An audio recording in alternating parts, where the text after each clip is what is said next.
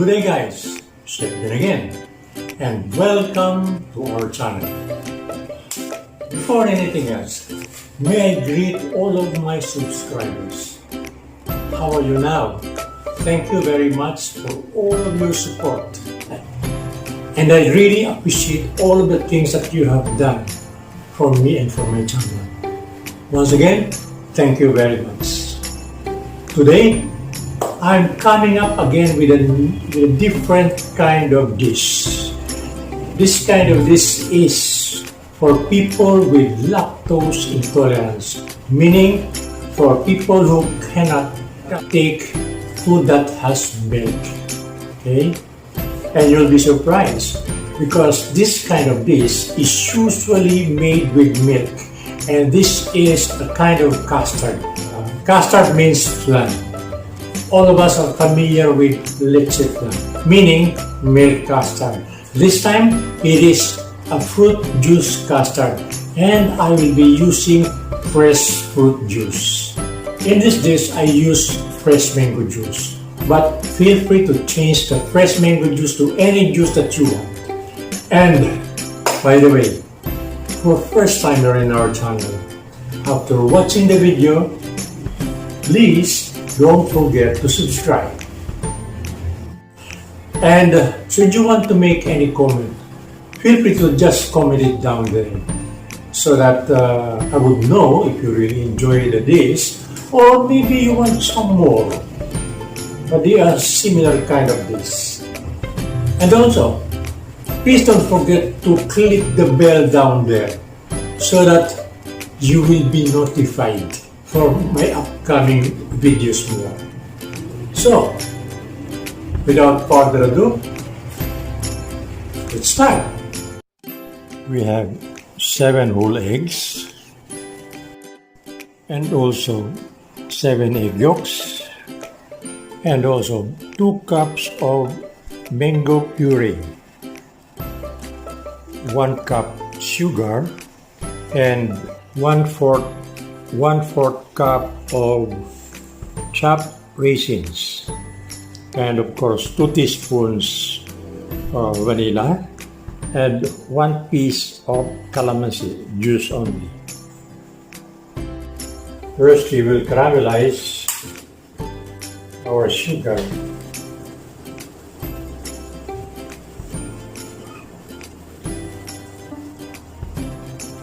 Here. Okay. So now it's starting to caramelize. So there you are. The sugar is starting to caramelize. I will just spread it into the mold. There it goes. There. So it's well spread into the mold. Now it's caramelized in the round mold that I made. Okay. I use a round mold to make it a little bit different from the usual oval mold. Start to make our custard. So our 7 whole eggs, I will add the 7 egg yolks. There it goes. And then I'll just have to stir it, just enough to mix, but not enough to bubble. Okay, so there, just continue stirring. Okay, so now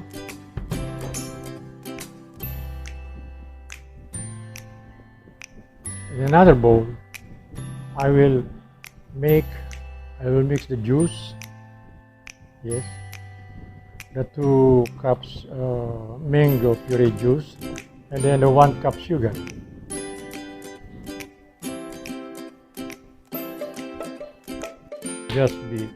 We'll just continue stirring it.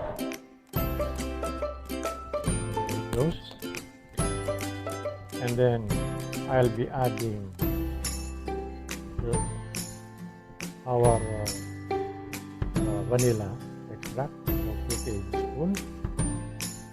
Okay, 2 teaspoons, I mean 2 teaspoons.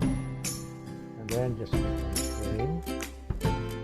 And then I will combine the egg mixture and the juice mixture. Okay, and then just stir it gently but vigorously. Stir it properly so that it will be well mixed. Then I will be adding the salt. Yes, salt. Okay, so about 2 teaspoons salt. Yes, I'm using rock salt. Okay, then now just continue stir it.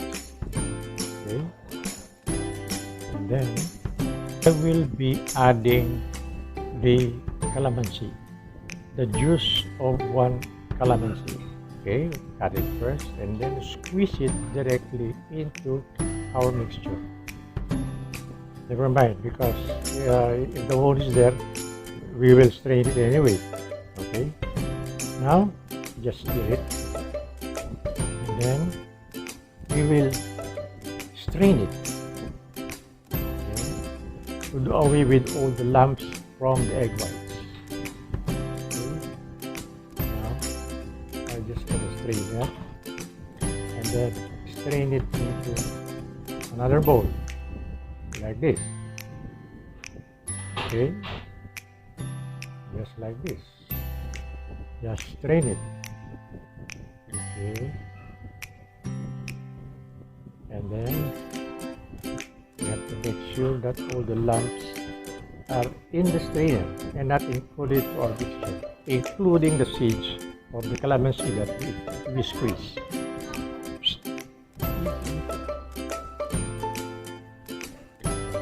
Okay.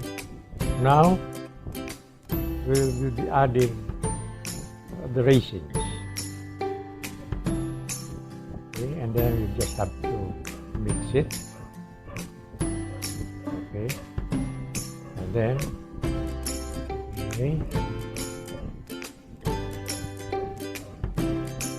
and then next we will put it into our mold. This is our mold, and then we will just pour it in directly into the mold. Okay, and then we'll have to cover it with aluminum foil. Okay, now here is our aluminum foil. We'll just cover it just like this. Okay,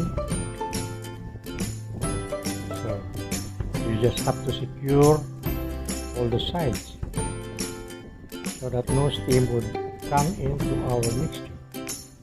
Okay, we have to put water into our turbo broiler. We have to steam bake our fruit custard. Okay, now we will place it here.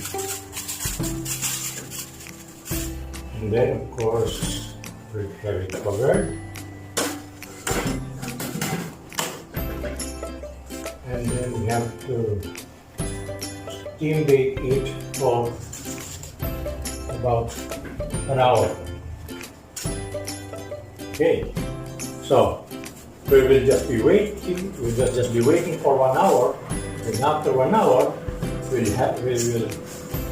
1.5 hours, and then we'll take it out and let it rest, and then we'll serve it. We'll unmold it tomorrow, the next day. Our mango juice custard. It's a kind of custard that has no milk, only fresh fruit juice. In fact, I use a mango puree to finish it. Okay, guys, this is for people with lactose intolerance. Okay? Well, I just do hope that you have enjoyed the dish as well as you learned something again, something new, something different today. Again, may I remind you, you can replace the fresh mango juice to any juice that you want. And should you have any comments or suggestion or any reaction to this video, don't hesitate to just comment it down there. So guys, see you next video. This is Chef Ben Casabon signing off, and God bless us all.